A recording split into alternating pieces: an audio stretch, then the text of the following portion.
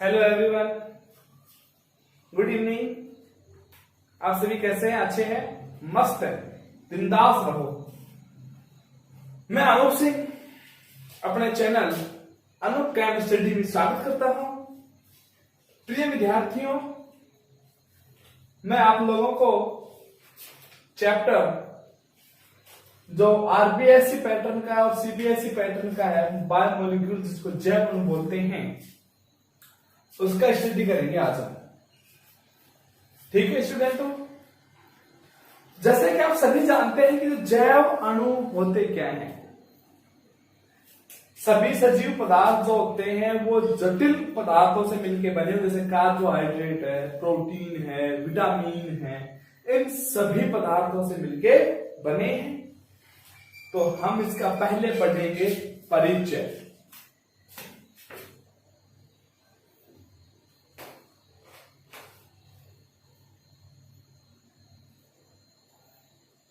क्या पढ़ेंगे बेटा? परिचय। देखो परिचय क्या है। सभी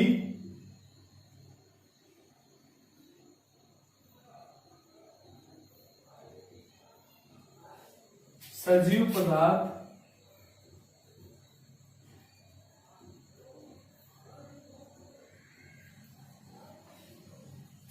जटिल कार्बनिक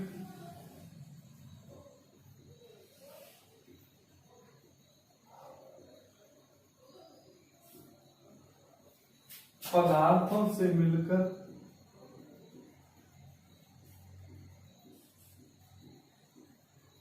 बने होते हैं, जैसे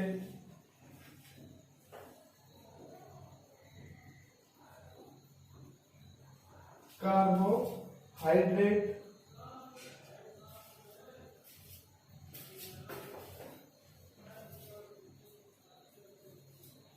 प्रोटीन, विटामिन,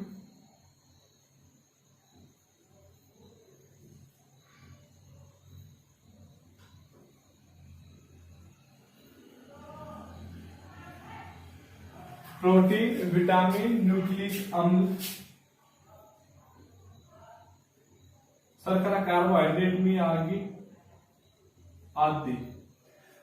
स्टूडेंटों, अपना जो सजीव पदार्थ किसे कहते हैं आप सभी जानते हैं। पदार्थ क्या होते हैं? जिसमें द्रव्यमान और आयतन हो, वो क्या होते हैं? पदार्थ होते हैं।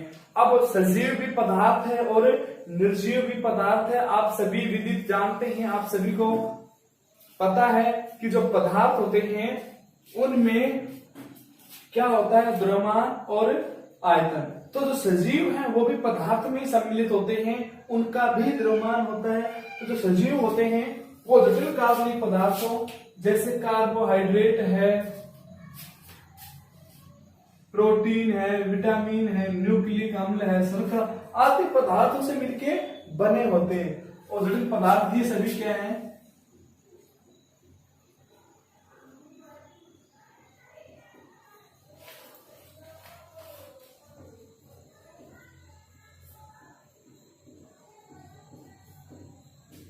ये सभी पदार्थ क्या हैं?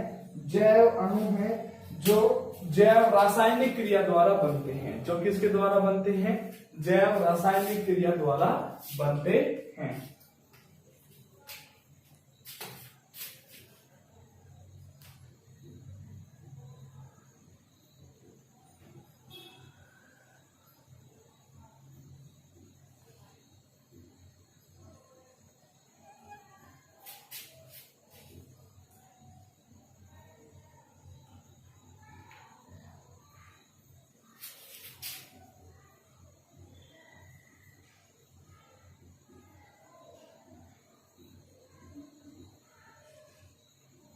किसके द्वारा बनते हैं बेटा?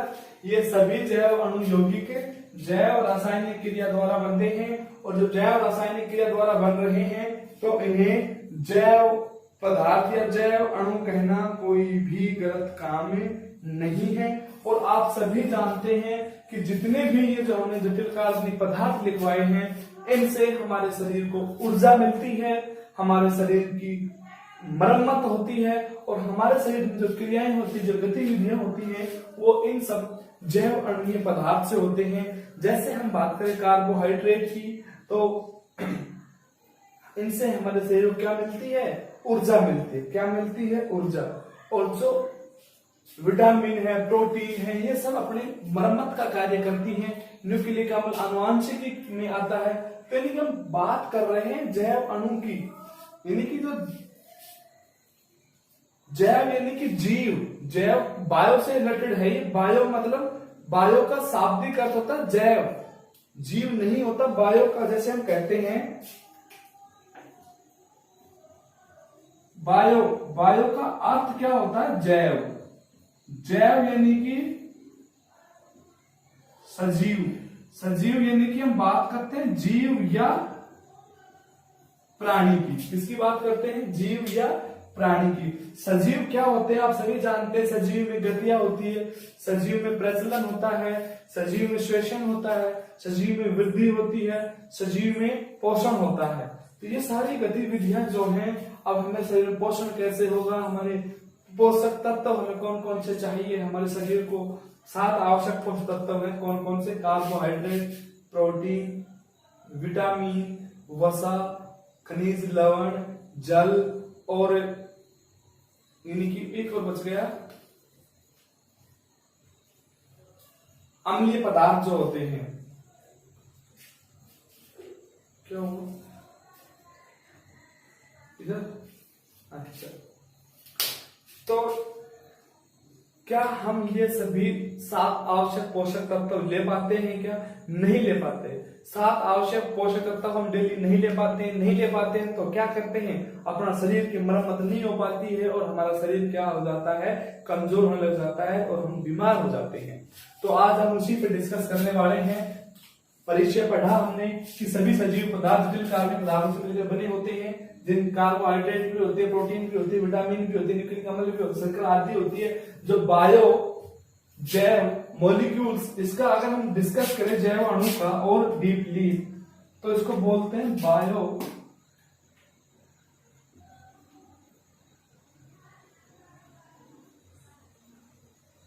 मॉलिक्यूल्स। बायो का मतलब क्या होता है? जैव, और मॉलिक्यूल्स का मतलब क्या होता है? आपको पता है, अणु। क्या होता है? अणु।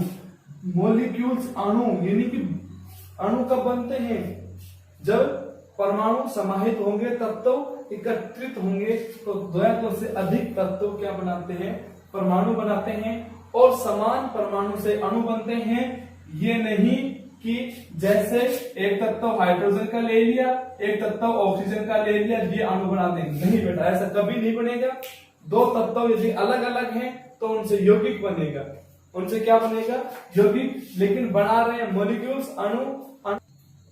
हाँ, तो बेटा हम बात कर रहे थे कि जो बायो मॉलिक्यूल्स, जैव अणु, अणु क्या होते हैं? मैं आपको फिर रिपीट कर रहा हूं। समान परमाणुओं के समूह क्या होते हैं? अणु होते हैं। समान परमाणुओं के समूह अणु होते हैं। ना कि कभी ये कह दो 2 या 2 से अधिक तत्व मिलकर, 2 या 2 से अधिक तत्व मिलकर क्या बना दे? अणु। नहीं, 2 या 2 से अधिक परमाणु मिलकर क्या बना सकते हैं? अणु बना सकते हैं। जैसे आपने देखा होगा N2O2, देखे हैं ना, N2O2, ये अणु फॉर्म में है। किस अवस्था में है? आणविक अवस्था में है। और इनकी परमाणुकता कितनी? अगर हम परमाणुकता की बात करें तो इसमें परमाणुकता कितनी होगी? 2, क्योंकि ऑक्सीजन के कितने परमाणु हैं? इसमें 2, तो इसकी परमाणुकता क्या होगी? 2। अणु तो कितना हुआ? 1, ऑक्सीजन का 1 अणु, हाइड्रोजन H2, हाइड्रोजन का 1 अणु। तो ये सभी क्या है? अणु, परमाणुओं से मिलकर बने हैं। ठीक है बेटा, तो अब मैं इसको इरेज कर रहा हूं।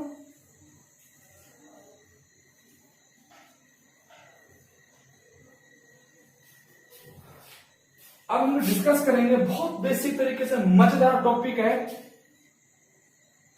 कोशिका एवं ऊर्जा चक्कर।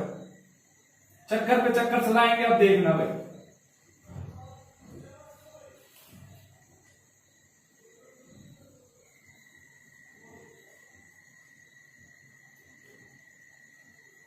कोशिका एवं ऊर्जा चक्कर। तो हम सबसे पहले किसको पढ़ेंगे विद्यार्थियों?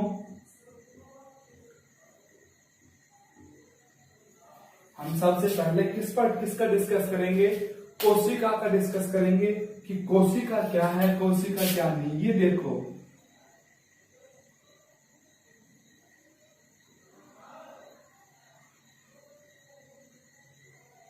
इसके ऐसे पॉइंट मैं डिनोट करूंगा, आपको लिखने हैं। देखो बेटा, पेन कॉपी लेके हो जाओ तैयार। बस कोशिका पे आ गए हम सवाल। देखो भाई, कोशिका सजीव की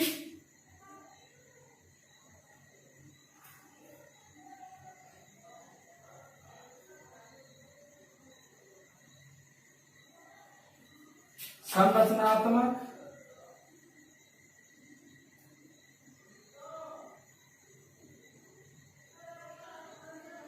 सजीव की संरचनात्मक एवं क्रियात्मक व आनुवांशिक इकाई मानी जाती है।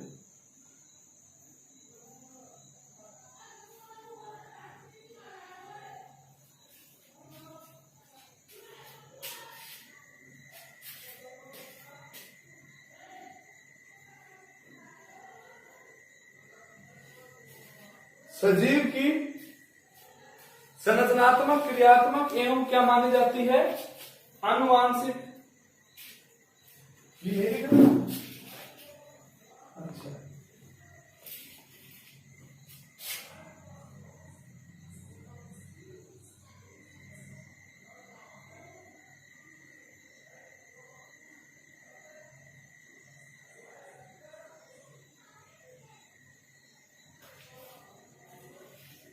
कैसी मानी जाती है? संरचनात्मक, क्रियात्मक एवं आनुवांशिक इकाई। संरचनात्मक कैसे? हमारे शरीर की संरचना, जो अपने शरीर की संरचनाएं हैं, जो अपना फेस है, जो अपने कान है, जो अपने हैंड्स हैं, जो भी अपनी स्ट्रक्चर जो है, बॉडी स्ट्रक्चर जो है, वो इनसे बनी है।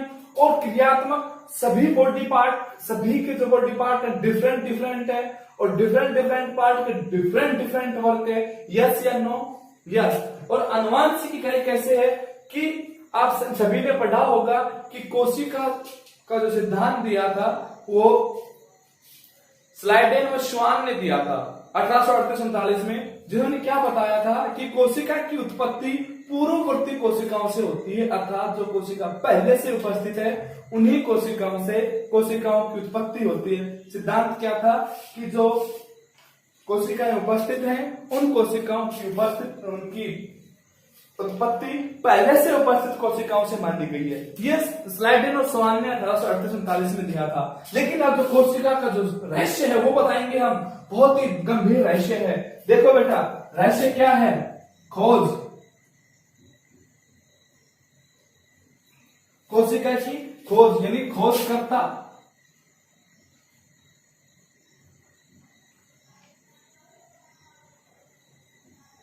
रॉबर्ट हुक 1665 में। ये तो सबसे बड़ी बात हो गई, लेकिन इसमें भी रहस्य है। मृत पादप कोशिका को देखा था।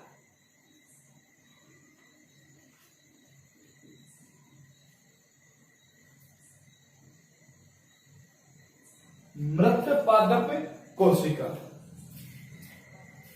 1665 में रॉबर्ट हुक ने मृत पादप कोशिका को देखा था, जिसे उन्हें सेलुला नाम दिया। क्या नाम दिया? सेलुला। क्या नाम दिया भाई? सेलुला नाम दिया।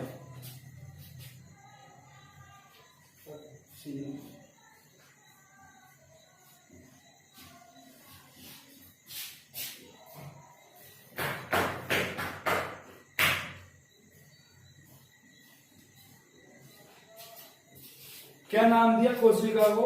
सेलुला नाम दिया। किसने? रॉबर्ट हुक ने। कब? इन 1665 में। अब जो बात है, अपनी जो मेन जो बात है, इसने मृत पादप कोशिका की खोज की थी बेटा, ये भी ध्यान रखना है। और इसने मृत पादप जो कोर्क, जो प्लांट की छाल ली थी, उस छाल का जो भाग था वो कोर्क भाग था, जो यानी कि जिसमें इसने सेल्फ सूक्ष्मदर्शी, स्वयं निर्मित सूक्ष्मदर्शी से, जो इसने खुद ने सूक्ष्मदर्शी बनाया था, स्वयं निर्मित सूक्ष्मदर्शी से उसने उसका अध्ययन किया। अध्ययन करने पर उसने देखा कि जो ये कोशिकाएं थी, ये मधुमक्खी के छत्ते के समान दिखाई दी। किसके समान दिखाई दी? मधुमक्खी के छत्ते के समान दिखाई दी। अब मधुमक्खी के छत्ते के समान दिखाई दी तो उन्होंने उस स्थान को कोष या कोटर नाम दिया। जैसे छत्ते में जो शहद भरा होता है उन जगह को हम क्या कहते हैं? कोष या कोटर कहते हैं। तो उसने जो रॉबर्ट हुक था उसने उसको कोटर नाम दिया, कोष कहा गया। क्या कहा गया? कोष या कोटर कहा। तो उसके बाद उसका नाम क्या दिया गया? सेलुलर नाम दिया गया। ये तो किसके द्वारा दिया गया? रॉबर्ट हुक के द्वारा। हो गया। थर्ड पॉइंट देखो भाई,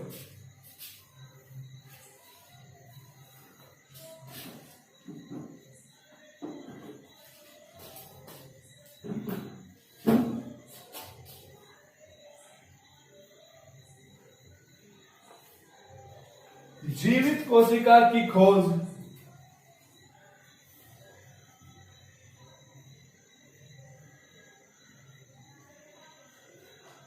एंटोनी वॉन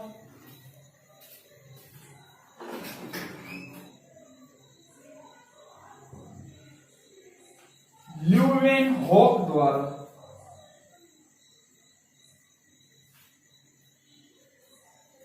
की गई। अब ये भी रहस्य है कि जो जीवित कोशिका की जो खोज थी वो किसने की? आप ध्यान रखना, एंटेन, जो एंटेन लगाए वो ध्यान रखना। कौन ध्यान रखना है? एंटेन। एंटोनी वॉन ल्यूवेनहॉक द्वारा जीवित कोशिका की खोज की गई। कोशिका में क्या पाए जाते हैं? कोशिका के होते हैं कोशिकांग।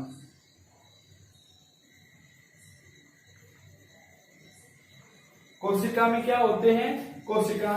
और जो बात है, इसने कोशिका को एनिमल क्यूल नाम दिया। एनिमक्यूल नाम दिया।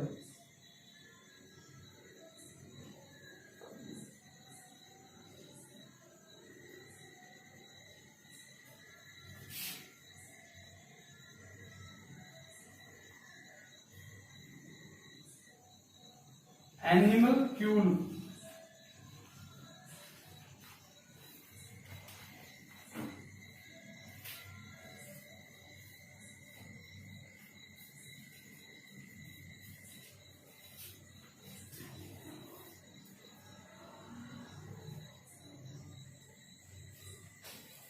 क्या नाम दिया भाई? एनिमल क्यूल नाम दिया।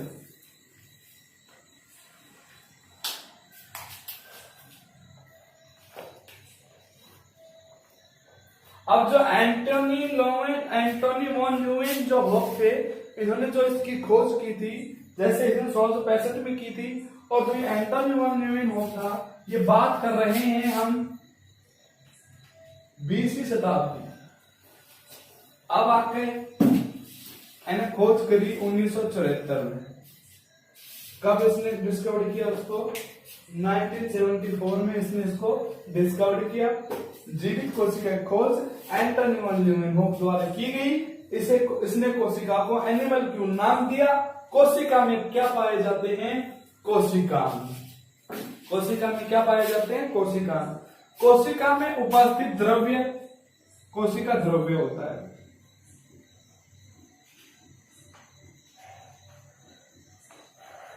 कोशिका में उपस्थित द्रव्य क्या होता है? कोशिका द्रव्य होता है। कोशिका द्रव्य होता है। जो कोशिका के अंदर जो द्रव भरा होता है उसे हम कोशिका द्रव्य या साइटोप्लाज्म कहते हैं। आप इसका एक बार स्क्रीनशॉट ले लो अच्छे से, जल्दी से स्क्रीनशॉट ले लो। हाँ तो बेटा हम बात कर रहे थे, अभी इरेज कर दिया हमने। सामान्यतः जो कोशिका है उसके हम 3 भाग पढ़ेंगे अपने चैप्टर में। कोशिका के 3 भाग कौन कौन से पढ़ेंगे वो देखेंगे।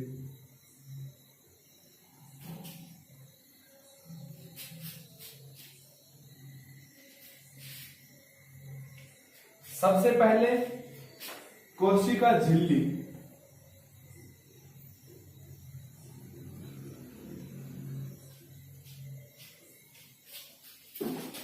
दूसरा हम पढ़ेंगे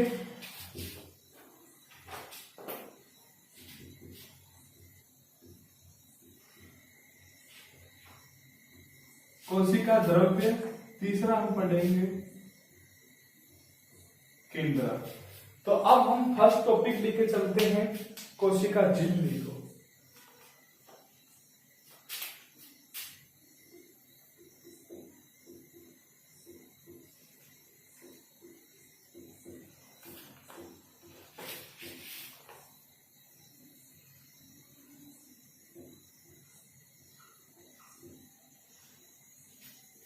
देखिए बेटा, तो कोशिका झिल्ली होती है, इसे एक नाम और है कोशिका कला, और इसे एक नाम और है जिसे हम अर्धपारगम्य झिल्ली के नाम से भी जानते हैं। इसका एक और नाम है चयनात्मक झिल्ली के नाम से भी जानते हैं। क्यों? क्योंकि इसमें से जो पोषक जो पदार्थ होते हैं वो इसी झिल्ली के थ्रू अंदर जाते हैं। तो यह झिल्ली जो मेम्ब्रेन है, सिलेक्शन मेम्ब्रेन के नाम से जानी जाती है, कि जो अपनी कोशिका को चाहिए उन्हीं मिनरल्स को अंदर आने देती है, बाकी को ये हटा देती है। अर्धपारगम्य होती है। कैसे होती है? अर्धपारगम्य होती है और लिपिड और वसा की बनी होती है।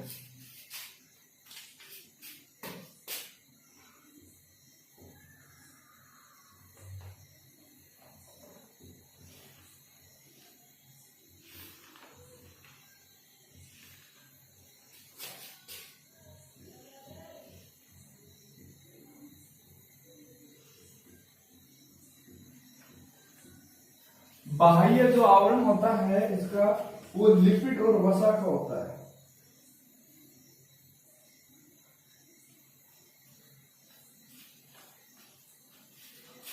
रक्षा का काम करती है।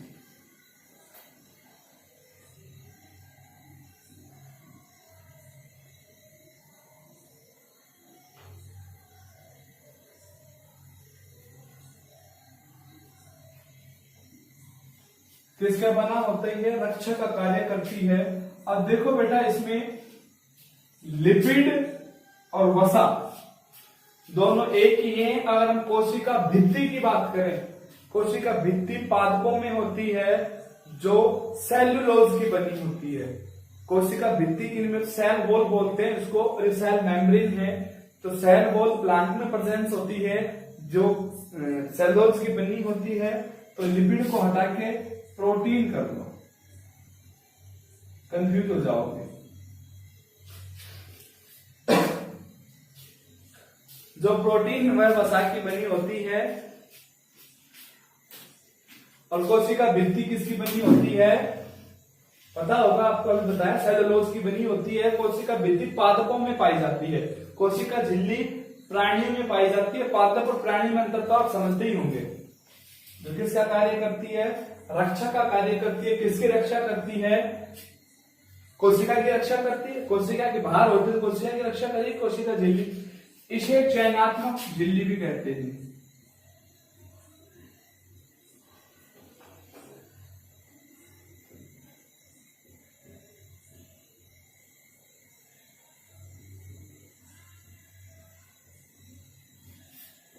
क्या कहते हैं? चयनात्मक झिल्ली भी कहते हैं। क्यों कहते हैं? क्योंकि यह जो भी अपने कोशिका के लिए जो आवश्यक तत्व होते हैं उन्हीं को उसमें प्रवेश कराने देती है। देखो कैसे, यह है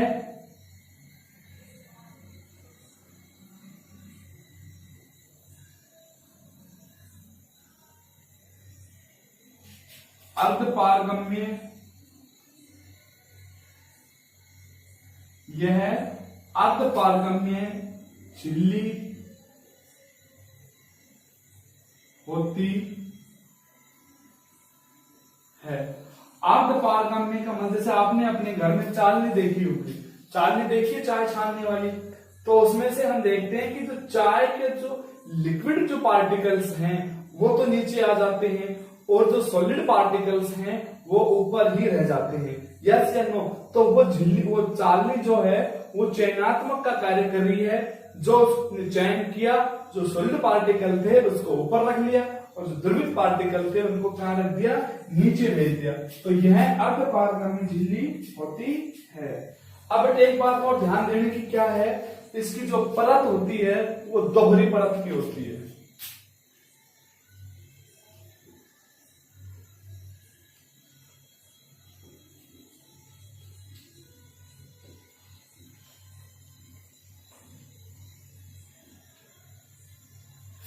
इसको एक नाम और है, यह जीव द्रव्य कला को घेरे रहती है। यह जीव द्रव्य को घेरे रहती है।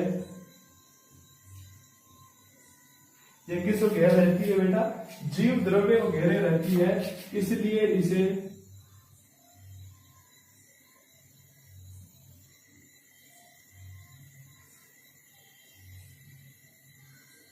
जीव द्रव्य कला भी कहते हैं।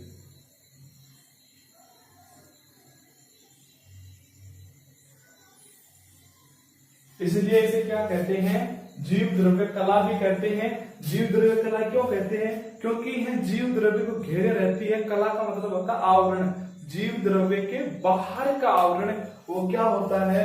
जीव द्रव्य कला होता है। वो क्या होता है? जीव द्रव्य कला होती है। ठीक है बेटा, कला यानी कि आवरण, जीव द्रव्य को जो घेरे रहे वो जीव द्रव्य कला होती है। और एक बात आप सभी ने देखी होगी, हमने ये भी जाना है, पहचाना है कि जो बॉडी पार्ट है उसमें से करंट फ्लो होता है। सुना होगा आप सभी ने। हमें कैसे होते हैं, हम हमारे शरीर में यदि तार पकड़ ले, हम करना नहीं है ऐसे प्रैक्टिकल कि जो एक वायर अपने बोर्ड में लगा दी, बोर्ड में लगा, स्विच ऑन किया, आपने जी में दबा को बैठे रह जाओ बेटा, प्रैक्टिकल मत करना। क्यों? क्योंकि जो अपना शरीर है वो कैसा होता है? आवेशित होता है। अब वो आवेश का रीजन बताएंगे हम कि जो आवेशित होता है वो क्यों होता है। वो इसी झिल्ली के कारण जो जीव द्रव्य के अंदर जो द्रव भरा है वो द्रव कैसा होता है? आवेशित होता है, चार्जित होता है। वो द्रव्य कैसा होता है? आवेशित होता है। यह भी ध्यान देंगे, जीव द्रव्य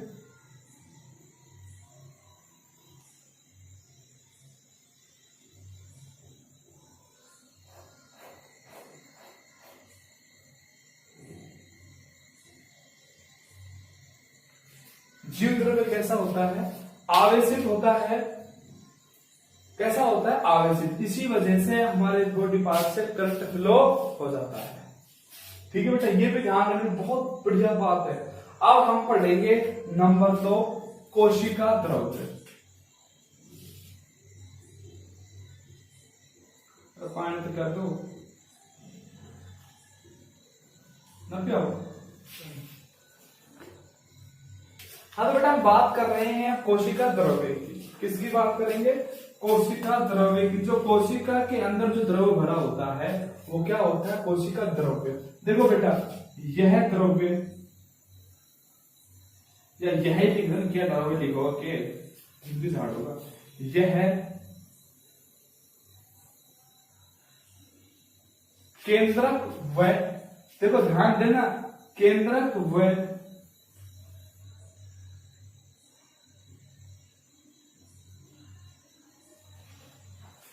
प्लाज्मा झिल्ली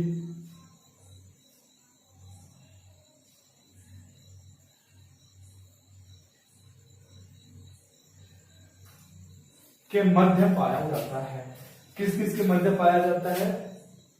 केंद्रक व प्लाज्मा झिल्ली के मध्य, जिसे हम कोशिका झिल्ली कहा था अपने, और ये केंद्रक झिल्ली जीव द्रव्य कला, उनके मध्य जो द्रव भरा होता है उसे हम क्या कहते हैं? कोशिका द्रव्य। इस द्रव्य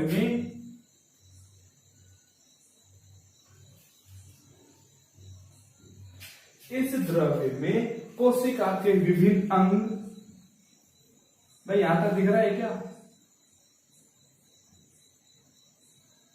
कोशिका के विभिन्न अंग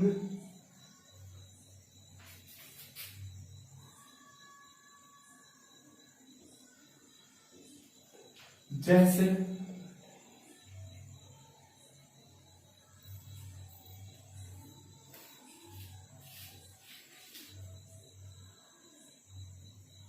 माइटोकॉन्ड्रिया,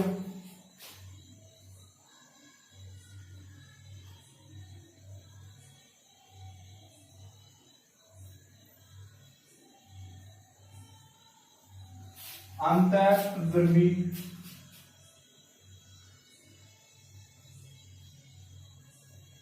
जालिका,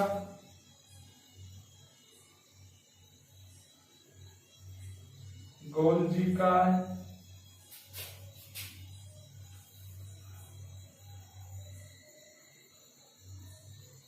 राइबोसोम,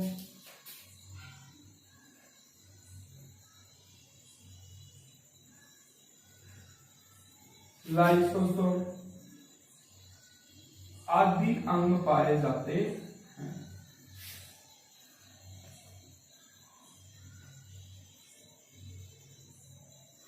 आदि अंग पाए जाते हैं। किस में पाए जाते हैं? कोशिका द्रव्य में। माइटोकॉन्ड्रिया क्या कहते हैं? आप सभी को पता है। माइटोकॉन्ड्रिया कहते हैं पावर हाउस, शक्ति गृह, बिजली घर।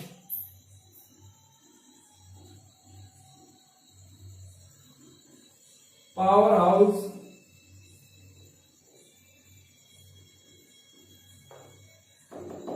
देखो भाई, शक्ति गृह, शक्ति गृह,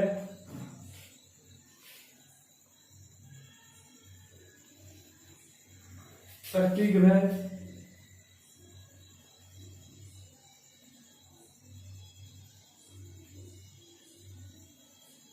बिजली घर आदि नाम से इसको जाना जाता है। राइबोसोम, देखना भाई, प्रोटीन फैक्ट्री कहते हैं इसको। इसे क्या कहते हैं? Protein factory. जो अपने प्रोटीन का जो निर्माण होता है वो राइबोसोम में ही होता है। लाइसोसोम, ये देखो, यह खतरनाक है भाई, यो खतरनाक है, यो पीओडी है ना, पीओडी। पीओडी समझो, जो आदमी दारू पी ले वो भूल जाए कि यह मेरा अपनो है कि यह परायो है, वो सब दार को धर दे है ना। तो यह लाइसोसोम भी ऐसा ही है, सब दार को धर दे। क्या धरते? यह आत्मघाती थैली के नाम जान जाए भाई।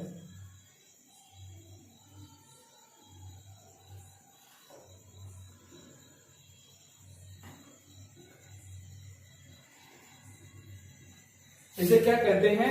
आत्मघात थैली कहते हैं, क्योंकि जब ये है जो इसके अंदर जो एसिड की मात्रा हो जाती है तो ये थैली फट जाती है और पूरे शरीर में तो एसिड की ज्यादा सिक्रेशन हो जाता है और जलन वगैरह होना, ये सारी क्रियाएं होती है। और यह जो फटती है तो इसमें जो लाइसोसोम होते हैं वो कोशिकाओं का भक्षण करने लग जाते हैं और वो ये नहीं देखते कि यह मेरी कोशिका है या दूसरा कहीं कोशिका है, वो सभी को भक्षण करने लग जाते हैं, सभी को खाने लग जाते हैं। तो दरड़ो हो ना, अपना तक मतलब है कि पड़ोसियों किमी हो जाओ, बालक भूखा मरो कुछ हो, तो जो है लाइसोसोम आत्मघाती थैली नाम जानते हैं। तो अब जल्दी से छोटा टॉपिक और बचा है अपना, केंद्रक। इसको मैं यही भी लिख देता हूं, बहुत बड़ा रहस्य है इनमें तो भाई। केंद्रक,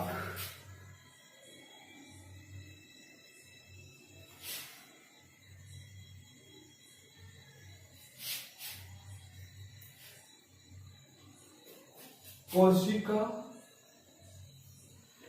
का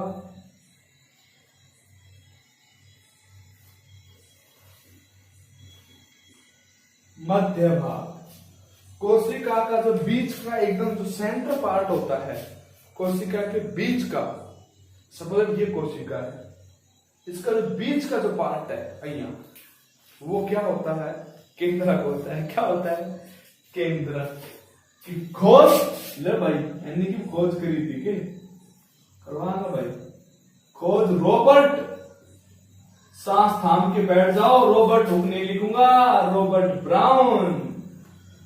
खोज किसने की? रॉबर्ट ब्राउन ने की। कब की? 1831। कब की बेटा? 1831 में की थी। किसने? रॉबर्ट ब्राउन ने। और इसमें जो केंद्रक जो भाग है कोशिका का नियंत्रण करता है, पूरी कोशिका को नियंत्रित करने वाला भाग कौन सा होता है? केंद्रक होता है।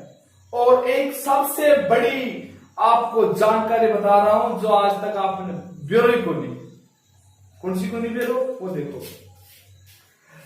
मानव शरीर की आरबीसी कौन सी? आरबीसी, रेड ब्लड कार्पल्स केंद्रक विहीन होती है, उनमें केंद्रक नहीं पाया जाता। बट लेकिन किंतु परंतु ऊंट की आरबीसी में केंद्रक पाया जाता है, यह ध्यान रखना है।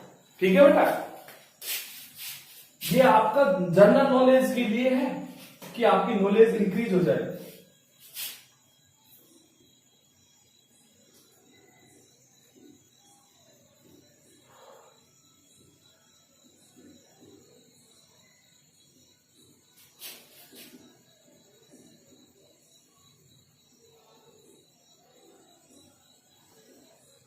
मानव शरीर की आरबीसी कैसी होती है? केंद्रक विहीन होती है, जबकि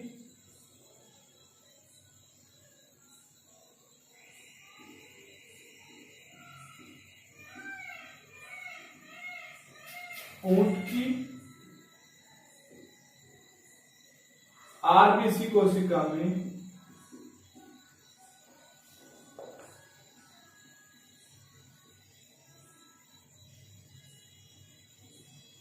केंद्रक पाया जाता है। तो बेटा आज का टॉपिक हम यहीं पे खत्म कर देते हैं।